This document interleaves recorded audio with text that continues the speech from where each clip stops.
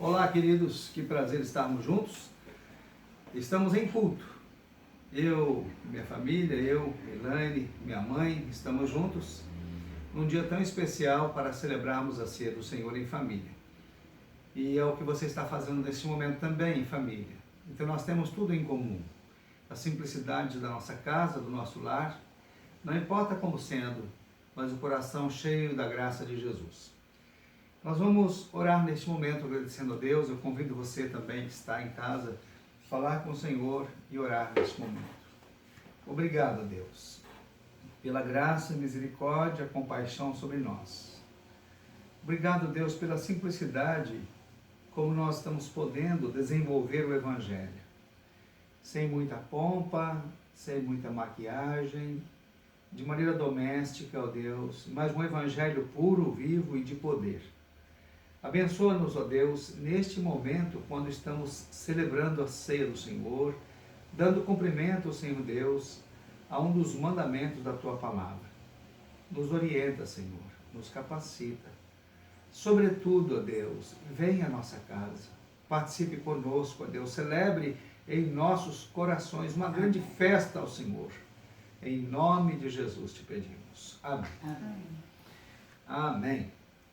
Quero lembrar um texto bastante interessante e nós vamos pensar daqui a pouco na sequência com esse próprio texto, tá? Talvez nesse momento você possa já ir na sua casa separando uma música para cantar, um hino da sua devoção familiar, pessoal, para poder celebrar juntos, tá bom? A Elaine já separou e nós vamos daqui a pouco cantar um. Pode não ser conhecido por você, então já deixe separado algum hino, alguma música que você conheça, tá bom? Eu quero ler com você, neste momento, com a sua família, o texto de Lucas, no capítulo 23. Bastante interessante, isto acontece depois da celebração da ceia de Jesus. Os finalmente estão acontecendo. Jesus está a caminho já do Calvário, não é? As coisas estão já se finalizando. O tempo está se fechando para o sacrifício de Jesus, para a conclusão da obra de Jesus. Diz assim, Lucas 23, a partir do verso 1, diz assim: Então toda a assembleia levantou-se e o levou a Pilatos. E começaram a acusá-lo, dizendo: Encontramos este homem subvertendo a nossa nação. Ele proíbe o pagamento de imposto a César e se declara ele próprio o Cristo, um rei. Perguntou Pilatos a Jesus: Você é o rei dos judeus? Tu o dizes, respondeu Jesus. Então Pilatos disse aos chefes dos sacerdotes e à multidão: Não encontro motivo para acusar este homem. Maravilha, né? Que bom. Vamos cantar? Talvez você tenha separado um hino, Elaine vai separar um, nós vamos cantar ao nosso Deus em família, com toda a simplicidade do seu lar. É o hino 514 do HCC. Venham à mesa. Venham à mesa, 514 do HCC, Inário para o Culto Cristão.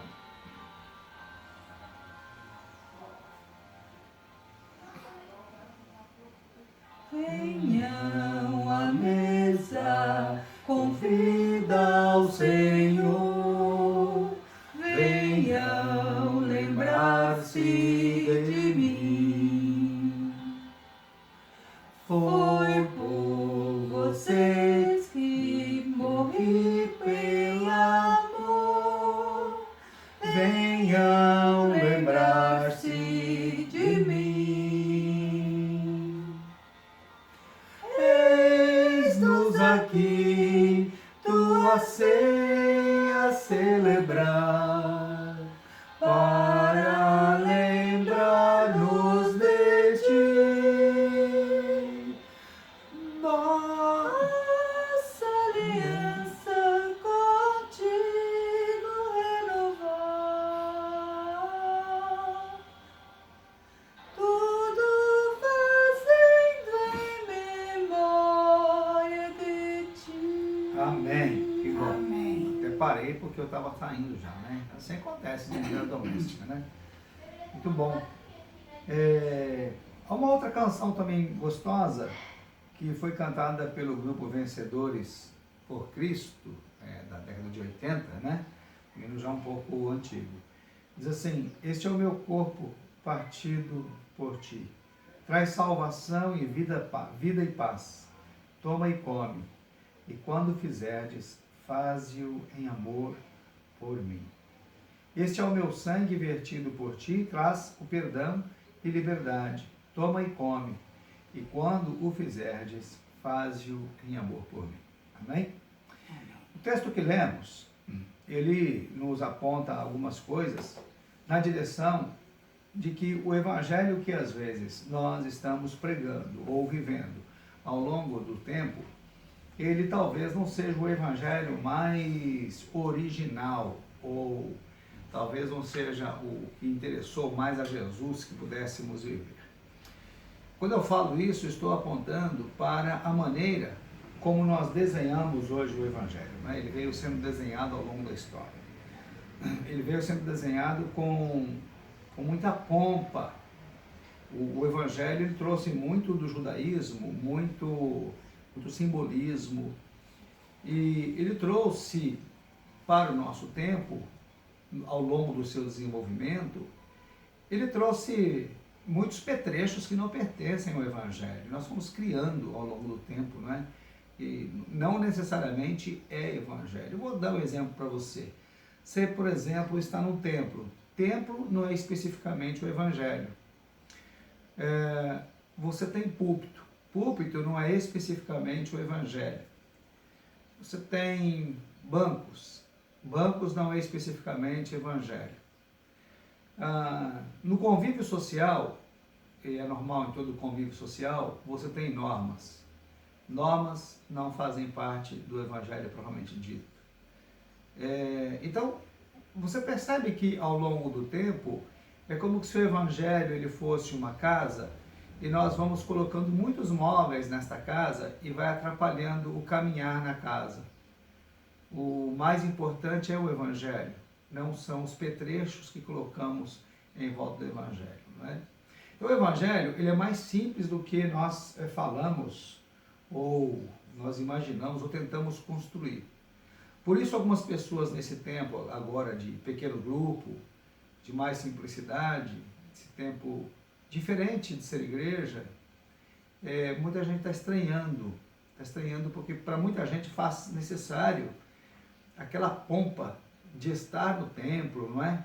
Da vitrine, de tudo ser muito arrumadinho, muito bonito, e a gente chega e está tudo pronto, tudo organizado, não é? Tudo tem que ser suntuoso. A gente está preocupado que o culto seja muitas vezes um espetáculo, que o pastor ou o pregador ele esteja muito bem vestido e que a fala dele seja muito bem organizada. Nós estamos querendo que, por exemplo, o pregador, o pastor, ele seja um artista, que ele consiga mover a plateia, que ele consiga acender o fogo do auditório, né? Que ele chegue ali. Ele é o responsável por isso. O pessoal do louvor, sobre eles, desça um fogo de Deus que incendeia todos.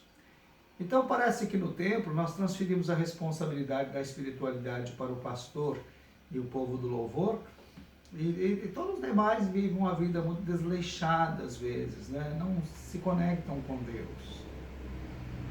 O evangelho é muito mais simples, ele dispensa tudo isso, ele é individual, ele é pessoal, é eu com Deus, é você com Deus, e isso dispensa qualquer ritual que nós pudéssemos imaginar. O texto que nós olhamos nos aponta que ao longo do tempo tentaram armar uma cilada para Jesus, uma arapuca, para mudar o foco do evangelho. E Jesus sempre colocou o evangelho no seu lugar pelo jeito simples que Jesus sempre se portou. Por exemplo, não é? O texto nos disse que arrumaram lá uma assembleia, né, organizaram para poder acusar Jesus, e esse grupo começou a acusar Jesus E eles disseram: encontramos este homem subvertendo a nossa nação. Foi o verso 2, né? Essa é a narrativa que foi construída em cima do que Jesus fez. Nós vemos hoje uma narrativa interesseira e ela está muito presente nos grupos políticos, não é? As mídias sociais, a televisão, ela mostra um mesmo fato com a narrativa que lhe interessa. Então aqui havia uma narrativa que interessa, né? Ele diz assim: ele proíbe o pagamento de imposto a César e se declara ele mesmo o Cristo, o Rei. Ora, que mentira doida, né? Como é que escreve um negócio desse, né? Como é que dizem isto, não é? Quer dizer, escrevem o que foi dito, né? Como é que dizem isto? Na verdade, quando foram perguntar a Jesus sobre o imposto, ele pega a moeda e pergunta: de quem é esta esfinge que está aqui? Aí eles dizem: de César. Então Jesus disse: dai a César o que é de César e a Deus o que é de Deus. Ou seja, continue dando os impostos. É isso. A moeda não é de César, então a moeda é para os impostos. Aí pegam esta palavra de Jesus e a distorcem e a colocam sob outro contexto, né? Ele proíbe o pagamento de impostos a César e se declara ele próprio Cristo um rei. Cuidado com a narrativa, o fato é outro, tá? Então isso nos serve de lição para o dia a dia de vida, o que estamos vendo, né? Cuidado, o que estão dizendo pode não ser a verdade, pode ser apenas o interesse de um grupo, né? De um segmento, de uma ideologia. Você precisa conhecer a verdade, né? Qual que é o fato real. E nesse caso aqui, o fato real, ele leva, para saber o fato real, eu vejo aqui Pilatos, ele mesmo perguntando a Jesus. Me dá a entender que Pilatos não acreditou na narrativa do povo. Ele queria saber, ele pergunta a Jesus: você é o rei dos judeus? E Jesus responde para ele: tu o dizes, com toda simplicidade. Não estava Jesus muito preocupado em tanta deferência a Pilatos, ou tanto a se defender, não é? Então Pilatos disse aos chefes dos sacerdotes e à multidão: não encontro motivo para acusar este homem. Ou seja, a narrativa era uma e o fato era outro. O Evangelho é muito simples. Quando eu olho para a simplicidade do Evangelho, eu sou levado a pensar, por exemplo, que nesse texto, quando Jesus está passando por essa situação toda, ele não levanta nenhuma plateia para ovacionar o seu nome, não é? Ele não levanta um grupo para o defender. O Evangelho é simples, porque Jesus é simples. Ele não ensaiou nenhuma resposta para dar a Pilatos, de maneira alguma, né?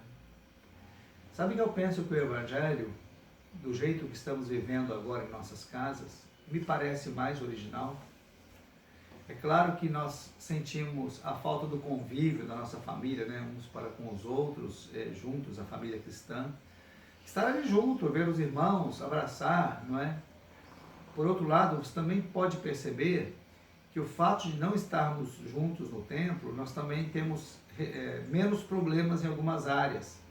Porque a construção do ser igreja, nós trazemos muita coisa, muita atividade, muita função, e essas funções elas geram, de alguma maneira, alguma vaidade pessoal. Pessoas querem fazer, e fazer bem, mas às vezes as pessoas querem fazer para se promover por um desejo pessoal.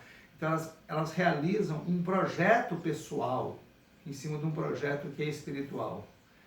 E às vezes dá problemas, a gente não consegue encaixar bem as coisas. E parece que nesse sentido, nós estando distantes, estando em nossas casas, o Evangelho ele se tornou mais simples, ele voltou ao que nos parece ser mais original, não é? Porque o Evangelho, ele tem amor de Deus pelos homens. Mas o Evangelho, ele é o sacrifício de Jesus por nós.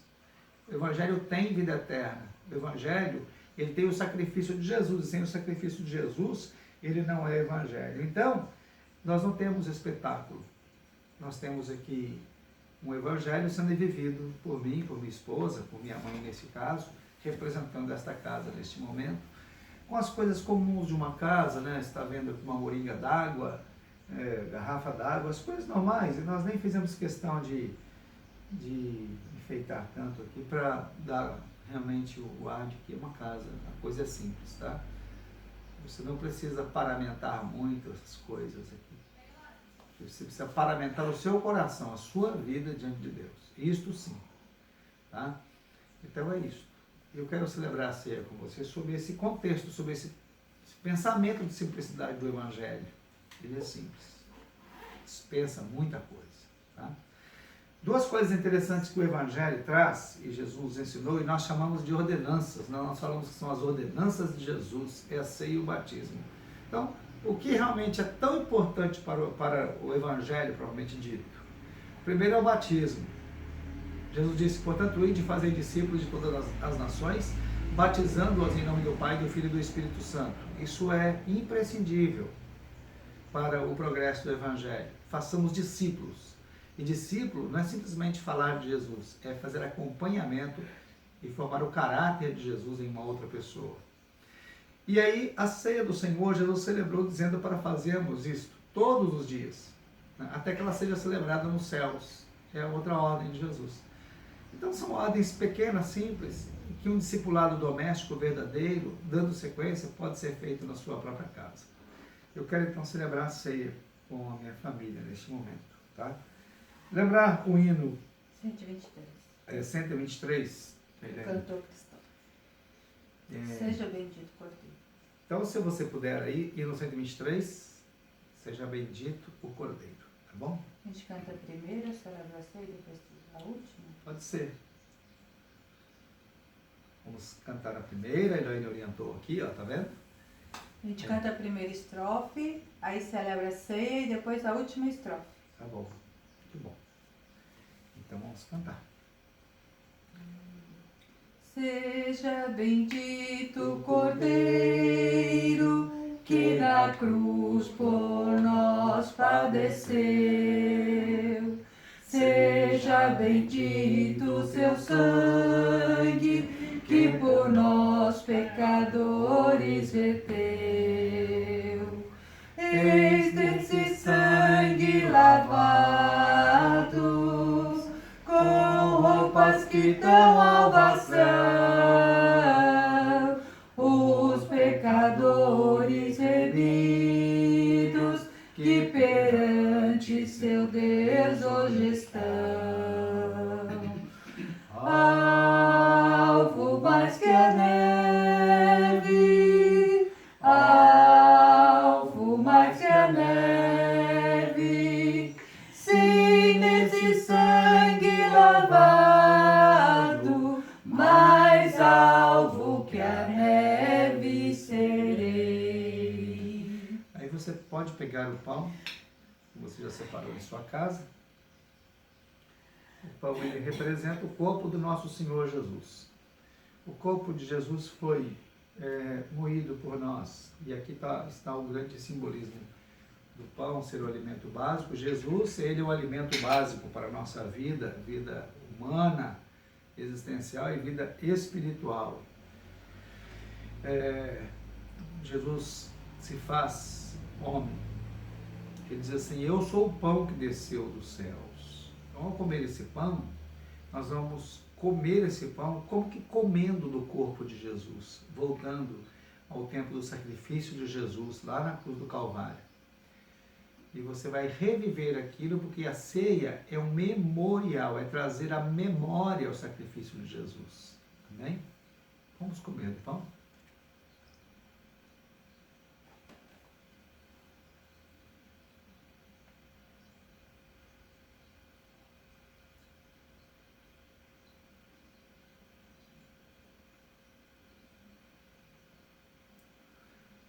Amém. E comendo do pão, você pode mastigar o pão normalmente, porque você não estará com isso mastigando o pão, como mastigando o corpo de Jesus. Tá bom? É um simbolismo. quando nós comemos a ceia, nós não comemos propriamente o corpo de Jesus. Simbolicamente nós fazemos isto, nós estamos comendo do corpo de Cristo, não é? E Jesus disse, quem não comer do meu corpo e não beber do meu sangue, não tem parte comigo. Isso é um simbolismo da palavra de Deus, são figuras de linguagem, não é? O vinho, ele representa o sangue do Senhor Jesus que foi vertido na cruz do Calvário por nós. Foi derramado no Calvário. Não que o vinho tenha mais poder que o pão, nem que o pão tenha mais poder do que o vinho. O pão representa o corpo sacrificado. O vinho representa o sangue vertido, enfim, entregando por definitivo a vida. É isto. Tá? Então, aqui está o poder de Deus sobre as nossas vidas. Então, nós temos parte com Jesus. Então, ao tomar a ceia, nós estamos declarando, Senhor, eu entendo o sacrifício do Senhor por nós. E eu tenho parte com o Senhor. É isso. Eu tenho parte. Eu entendo o corpo de Cristo. Então, vamos tomar o cálice e depois de tomar, a Elaine vai estar orando ao nosso Deus. Tá bom, tomemos.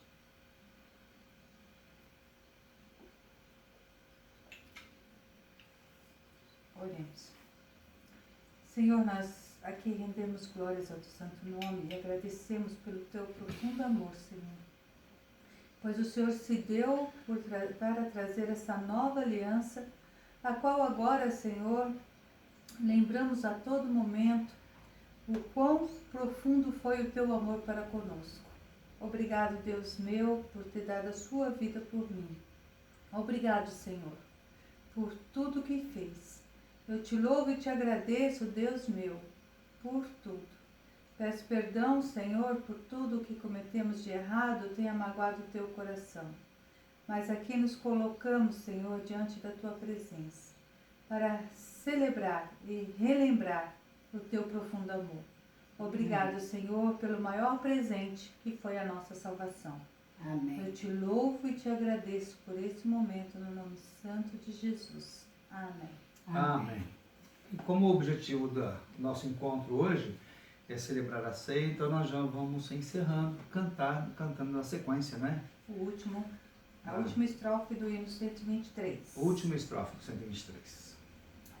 Se nós a ti confessarmos e seguirmos na tua luz, tu não somente perdoas, purificas também, ó Jesus. Sim, e de todo pecado, que maravilha deste amor, pois que mais alvos que a neve, o teu sangue nos torna, Senhor. Alvo mais que a neve, alvo mais que a neve, sim, neste sangue lavado, mais alvo que a neve serei. Amém. E a dona Terezinha, minha mãe, vai orar. Vamos dar a mão? Vamos dar as mãozinhas aqui? Aí. Senhor, muito obrigado, Senhor, por estarmos aqui, Senhor, na tua presença, Amém. para louvar, para orar, para cantar, tomar ceia, em nome de Jesus. Amém. E eu te agradeço por tudo que o Senhor tem feito nas nossas vidas. Muito obrigado, Senhor, que o Senhor nos salvou, nos libertou, Senhor, de todo pecado. E eu te agradeço tudo isso, Senhor, no nome santo de Jesus. Amém. Amém. Amém. Obrigado, povo. Dá um tchauzinho lá, ó. Dá um tchauzinho lá. Tchau. Aí. Beijo, gente.